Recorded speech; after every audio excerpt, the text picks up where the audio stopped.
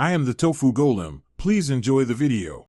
Start by preparing the server and physical disks for storage spaces. Ensure you have at least 4 physical disks of 2 terabytes or larger available for pooling. Sign in using a local administrator account before beginning any changes. Open Server Manager and confirm the File and Storage Services role is installed and running.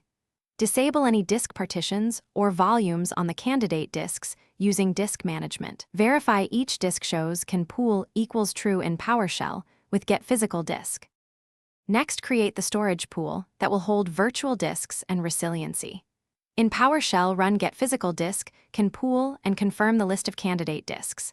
Then run New Storage Pool, Friendly Name Pool 1 Storage Subsystem, Friendly Name, Windows Storage * Physical Disks. Get Physical Disk can pool. Wait for the CMDlet to complete and check the pool with Get Storage Pool.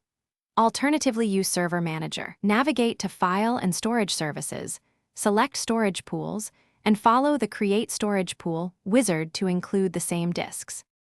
After the pool is ready, create a virtual disk and provision a file system for use. Run New Virtual Disk Storage Pool, Friendly Name Pool 1 Friendly Name, VD1 Size 4 TB Resiliency Setting Name Mirror, Provisioning Type Thin to create a mirrored thin virtual disk. Then run Get Virtual Disk to verify health and run Initialize Disk and New Partition, use Maximum Size Drive Letter E on the associated disk number. Finally, run Format Volume File System, re-FS New File System Label Data Drive Letter.